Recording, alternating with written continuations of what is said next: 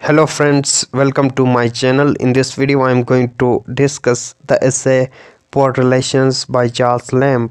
As I have already discussed his writing style, his autobiography and his essay Dream Children as well, right? So in this video I'll discuss his essay Poor Relations. Right, we'll discuss the important points and analysis of this essay. So begin with the title Poor Relations. Poor relations refer to poor relatives, right? So in this essay he'll be talking about poor relatives, right? And he narrate, as I already told you, his story. His writing style consists of telling stories, narrating stories which are related to his life and his relatives. So again, the essay begins with the description of poor relation or poor relatives. It discusses their qualities, right? Qualities or the characteristics of poor relatives. So here we go. A poor relation. How he describe poor relation? A poor relation is most irrelevant thing in nature, right?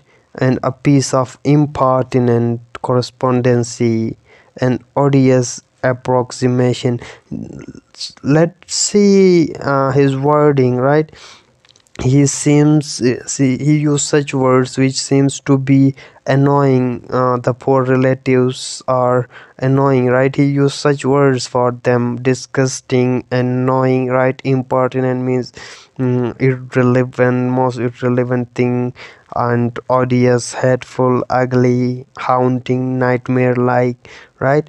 I have written their meaning as well, right? So their qualities include odious approximation, haunting, conscious, and preposterous shadow lengthening in the noontide of a young prosperity, an unwelcome remembrance, which means you do not want to remember something you don't want to remember. Poor relatives are like that, right? You don't want to remember them. And further, their characteristics include a drain on your purse, a burden on your purse, right? A more intolerable dun upon your pride, right? And then drawback upon your success. They are the drawback upon your success, and rebuke to your rising, stain in your blood, blot on your scotchen, a rent in your garment, death's head at your banquet, right? And then he told them, a Lazarus at your door, means a poor, like a poor or a beggar at your door, a lion in your path, a frog in your chamber, a fly in your ornament, right? A mote in your eye. And so these are the characteristics of poor relatives he had discussed.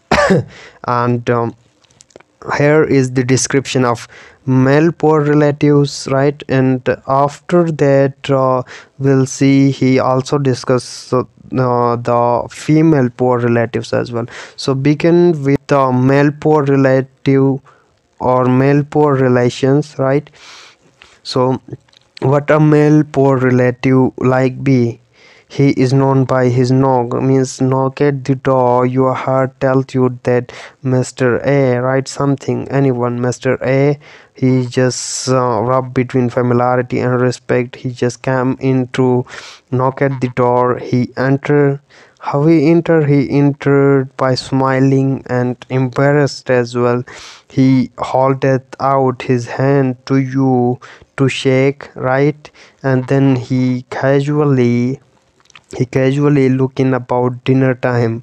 He just wait for the dinner, and he often came at the dinner time when the table is full, and he offered to go away.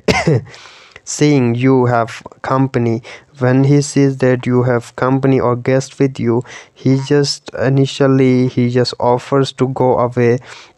but when you say tell him to stay, he at once stay, right? And then what he did, and then he filled the chair, right? And then he never comes upon open days. Means open days refer to working days. He never come upon those working days, but he come on holidays, right? Saturday, Sunday, or especially those days on birthdays, right? Uh, for example, he tells that he remembered the birthdays and prophecy, right? So he came on birthdays, on these special occasions, right? When the table is full, when there is a nice dinner to be served, right? And then he declared against fish. Means initially he told tell you that he didn't like fish because it was scarcely in quantity on the table. He just initially he just pretend that he disliked the fish, right? Turbot is a name of a fish, and right, but when you told him to take one slice, then obviously he'll take it, right? Initially he'll pretend to dislike, and then so poor relative is like that, male poor relative, right? He and apart from that, he is puzzled to the servants. The servants get puzzled by him, how to treat that poor relative, whether to treat him as a master or how he treat them. They got puzzled, right? And then the guests think that they have seen him before, right? Because he often comes to your house, right? And then he called you by your Christian name, surname, right? Why he called you by your Christian name or surname means to get to link himself with you, right? To build the connection that he is your relative. And her further important thing is, yes, he is too humble for a friend, right? He is too humble for a friend, yet taken on him more stead than benefits, and he is a worse guest than a country tenant, right? Tenant means the one who lives on rent, so he is worse than that, right? And then he is asked to make one at the whist table, right? And whist table refers to card game. When the guest is going to play card game, initially he refused to play. Why? Because he don't have money, right? Because of his poverty. But later he joined the game, right? Refused on the score of poverty.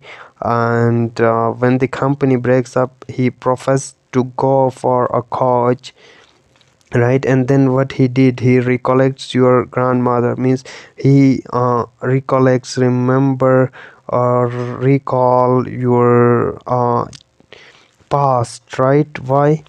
To make you feel that how you used to be poor, or the conditions of your past, right? And will thrust in some mean and quite unimportant anecdote of the family. Anecdote is story, short story, right? So he discussed anecdotes of family in the past, right? So it's Charles Limb is ironic here, and he ironically said, and reminds your past, right? Your previous status of poverty as well.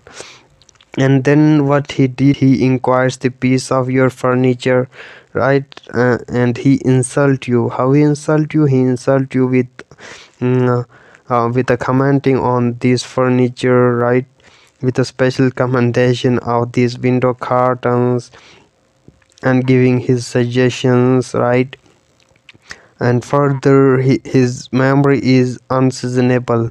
Means his memory is inevitable or unacceptable, right? His compliments perverse, his compliments awkward. He compliment in a such a way to make you feel shame or insult you, right? His talk a trouble, and his stay is pertinacious, intolerable, right? And then his nuisance, right? So here he began the description of female poor relatives, right? There is worse evil under the sun. He described female poor relatives as worse evil under the sun, right? That is female poor relation. And how he described female poor relation, that you are indigent refers to poor, right? Means poor. Your indigent she relative means female relative, she relative is hopeless, right?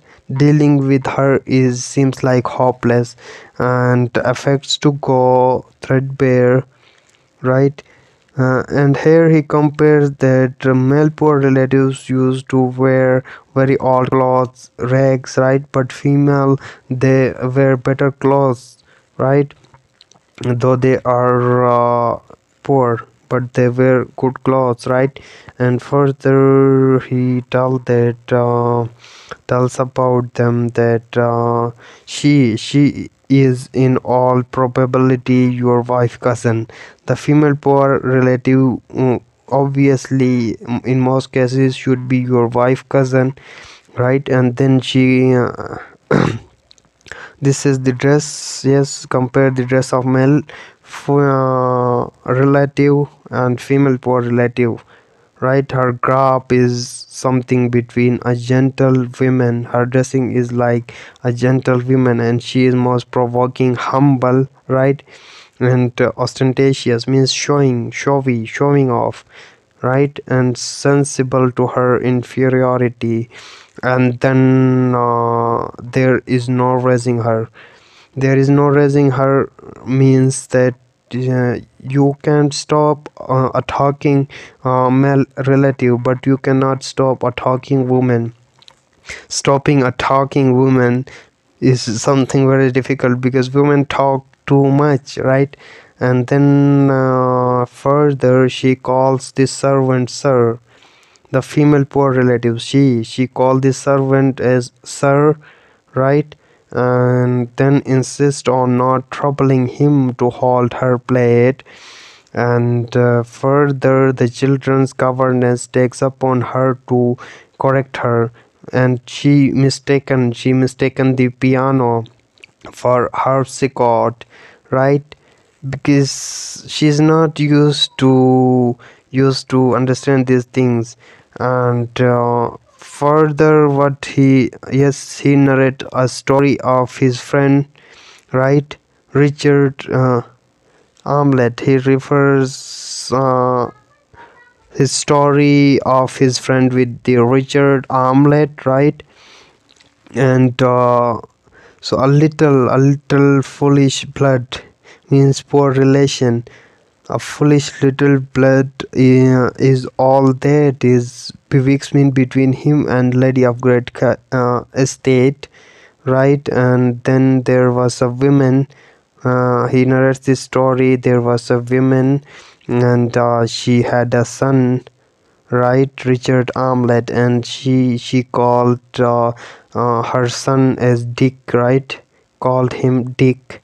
And but she was wherewithal.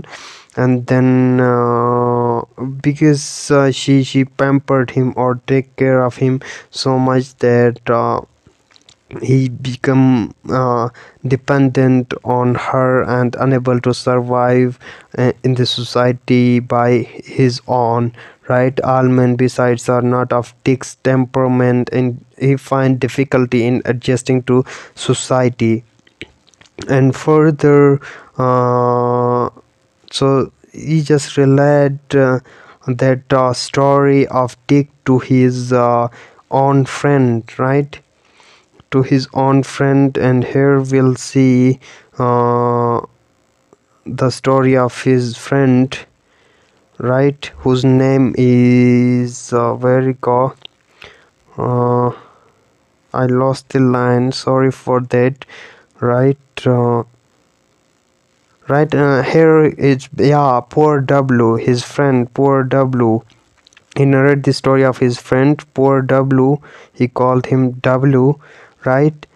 And he used to be a student at Oxford, right? At Oxford, here it is written. He used to be a student at Oxford, and here he was passionate, right? And again, he, because he was a poor, right, so he again faced problems in Oxford, and there was a distinction there, discrimination between poor and rich at Oxford as well, right? And so here what how he described that, by their uniforms, right? Discrimination in their uniforms as well, and these servitors Kavan, right? So these were given to poor students there, right? Worse than, which is worse than his school array. And then he thought himself ridiculous in the garb under which Latimer, right? And he described his friend that he felt ridiculous in that. And he refers to some philosophers as well, Latimer and Hawker, right? Once used to study in Oxford, and they also felt like that. And further, he found shelter, his friend, he found shelter among books, right? He embraced studies, he make friendship with books, right? Found shelter among books, and which insults not. The book didn't insult you, right? And the studies that ask no question of the youth's finances, and right, that studies didn't bother you unlike other people. So his friend, he just embraced studies, making a friend with books, right? And further, what actually happens, the situation gets worse when the father of W, his friend W, his father was a painter, and he came to Oxford, to London, right? um, his friend, profession of house painter at N near Oxford. So the student, his friend W, he felt very embarrassed about him, because people mocking him, making fun of his father, right? Because they were poor, and his father, he just begging for the job, because he was a painter and begging for the job there, and it's disgraceful for W, right? I suppose investor with some of the heads of the colleagues. And then further, yes, there is a distinction distance between the gownsmen. Gownsmen are the poor, and the townsmen, they are the rich, right? They are distinguished by their uniform at Oxford as well. So what actually happens, the temperament of W's father was diametrically the reverse of his own, right? The temperament is just opposite of his son W. And W must, so there are two options for W to avoid this situation, right? W must change the air of Oxford or be suffocated, right? He changed Oxford, or he has to live there under suffocation, right?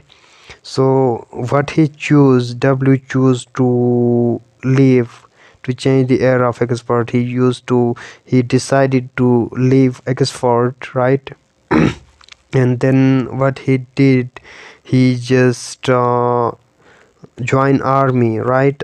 He write a letter to his father, and then he accepted a commission in a regiment, right, in Portugal.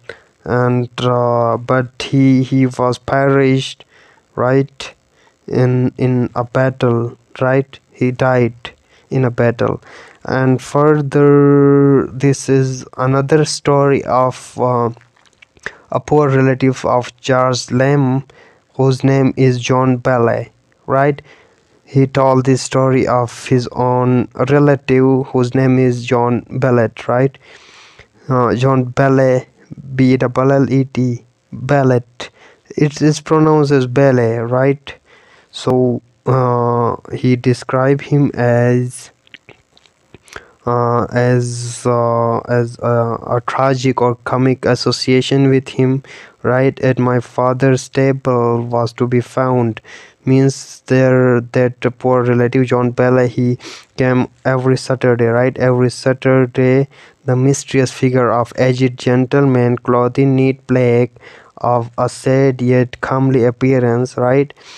And his deportment of the essence of gravity, means a seriousness and particular elbow chair was appropriate, means set for him, right? A particular elbow chair, and a peculiar, a special type of pudding was made for him, a sweet pudding for him, right? And all I could make out of him was that he and my father used to be school fellows, right?